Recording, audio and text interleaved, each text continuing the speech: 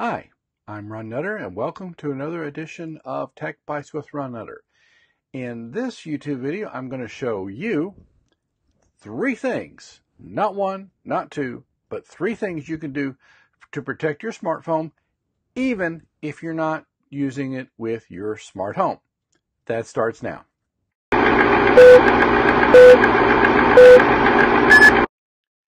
Recently, I did some traveling, and it kind of brought home how much how much I take my smartphone for granted, and I'm sure I'm probably not the only one, but there's some very basic things that we can do. And granted, keeping a full charge on the smartphone is going to be a challenge. The more you do with it, especially if you're in an area where you have to use Wi-Fi, that is, in between that, leaving cellular on, that's going to drain the battery. If you're doing something with Bluetooth, that's going to drain the battery. So keeping it charged sometimes may be easier said than done. And I noticed this several times when I was at most notably Disneyland. And I noticed the number of people walking around with their phones on cords, and they had some sort of USB battery attached to it. And that's all fine and good. But those things can be rather unwieldy to handle. So that's where, all of mine aren't back here, but we can move forward with that one. There are several different formats you can get, and this is the first thing you can do to help keep your smartphone safe, and that's using a USB battery like this. Now, granted, this one is a small capacity, but there's a method to the madness. Sometimes you don't want to take one of those bigger, higher capacity ones. And besides, this one, folks, $10 on Amazon. Trust me, it was a no-brainer to buy it. I look at this one as kind of my emergency battery if I'm out and about and it starts getting below, say, 15, 20%. This will at least keep the ship afloat. Now, for those of you who go through airports, you're saying, oh, well, they've got these charging stands. Do you know who makes those charging stands? I don't. I'm sure for some of them, there are reputable companies behind them. But are you going to risk putting your smartphone on a charger that you don't know? And I think the answer ought to be no, because there are some out there. The company or the store that they're out in front of, they may not even know it's there. They may think it's something to do with the airport. The airport may think it's something to do with the store. So unless you know who put it in, and you know a lot about it, do you want to risk somebody trying to hack into your phone over the USB connection in the bottom where you plug in your charging cable? If you're out and about, getting it charged easily may not be an option. So this is certainly one piece of the puzzle. But here's something called from PortaPow that is very interesting. And this is something very affordable. We're talking, folks, less than $10. So let's open this up. And this is actually the third generation. The folks at PortaPow have got one of their second gen ones, but this one's even better. You get a little instruction sheet, but this, I'm going to turn it around so you can see the writing. And this is in the show notes. This is what will do more to protect your smartphone from somebody hacking in over the charging cable than anything else. In USB, there are 4 wires. You've got 2 that feed the voltage or the power to it, and you've got the other 2 that do the data transfer. What this is doing is it doesn't have the other 2 wires for the data transfer. And if you, unfortunately, I can't get you close enough, but it does, it plainly says no data on this window, and plus it's red, so it's going to stand out. So this is something that you can do to protect your cell phone from somebody getting into it, whether it's not necessarily one of the airport chargers, but say that you've got to plug it into a laptop. Maybe it's the company laptop. Maybe it's a friend's laptop because you don't have your charger handy. This is something you ought to keep very handy.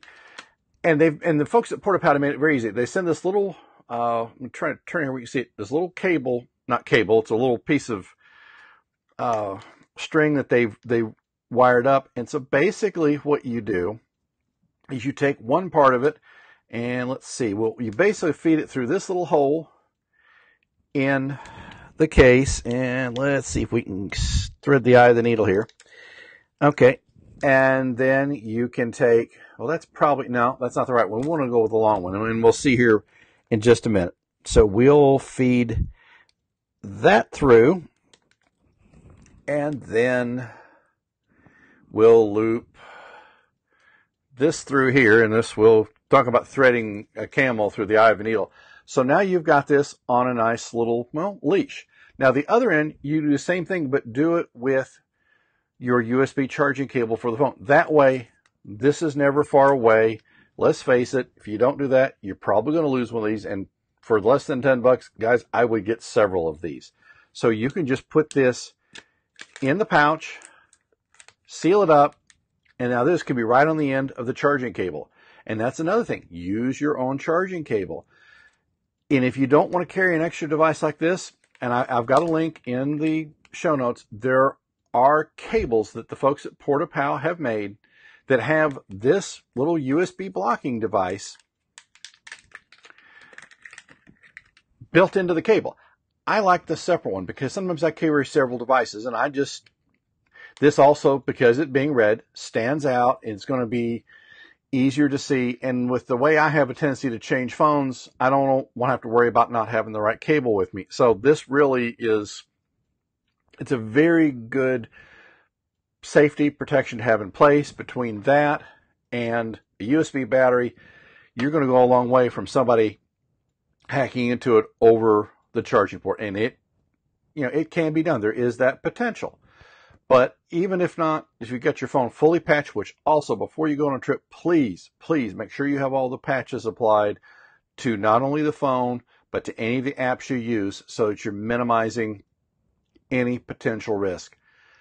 But, if you do that and you're careful with where you plug it in, because another reason to be careful with some of these, and I'll put it in air quotes, third-party charging devices, is you don't know how good they're regulating the voltage. If a power surge comes through the airport or wherever this charging device happens to be, you run the risk of possibly damaging this. Is it worth it? And I think the answer you should think of is no. So I always try to carry anyway, at least 2 chargers, and I've got, you'll see in another video that I'm doing I show you the 2 different ways I keep up with it. Keep your own chargers with you and then label them. Because let's face it, the Apple charger, some of the others look fairly generic. You're not always going to realize it's yours, but use a label making machine, write your name on it, something, because you've got to be careful. And it sounds like I'm being pertinent, and I'm not, folks. But I'm just trying to take reasonable precautions because these phones are not cheap. Even if you're paying the $20, $30, $40 a month through your carrier, is it worth the less than $10 to have one of these? Or I'm not sure what the cable pricing are. And I've got a link to that in the show notes as well. Is it worth this to save damage to your phone? I think the answer is going to be yes. And like I said, I've got more than one of these. This is kind of my emergency go-to that I can have in my pocket, vest pocket, whatever. So if I need it quickly, it's right there. I do have a larger capacity one. And there are times when I may get caught out, or if I'm shooting a video for this YouTube channel or another one I'm in the process of bringing online. So this is going to be something that you really want to think about. And that's just 2 things you can do. I mean, I'm not even going to talk about a case, which I would think most of us probably have a case. If not, please consider getting one, because when you get into these phones that have the curved glass on them, I've seen what can happen if it hits the ground just the right way. Granted, this is not going to protect you from everything. And that's why I didn't list one in the show notes, is because there's so many variations to the phones. But look at getting some sort of good case. Now, my go-to case of choice is OtterBox. OtterBox does not make one for the Galaxy S9 Plus. Hey, OtterBox, please come out with one. I'll buy it.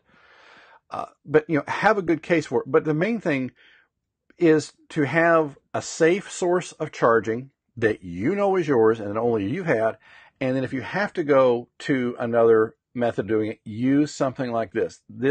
Especially when you're traveling, this will go a long way from your phone from being hacked. And you may not realize it's been hacked at that point. It may be some time before it shows up. And then, guys, it's too late. The damage is done. So think about this. And this is primarily targeted for those that are using their smartphone with their smart home. But even if you're not, please consider doing this for the phone you use every day, because these two things will go a long way in keeping you from having problems when you have to use a charger other than your own.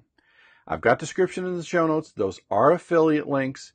So if you do buy something, I do make a small commission on it. I really appreciate that. That goes to helping fund the equipment I've been getting for this channel, because not all companies are sending me things. I have to go buy a lot of this. So it does help me with the cost of that. So if you have any questions, thank you for your time on watching this video. Please click that subscribe button if you haven't already. Share this video with anybody you know that's got a smartphone, even if they don't subscribe to this channel. I felt it that important that I'm doing just a video on this to help you keep your phone safe and that much less of a target. I'm trying to put out about 2 videos a week. I'm in the process of launching a channel for a related topic, but you'll see more about that here in the coming weeks. Thank you very much for your time, and we'll see you in the next video.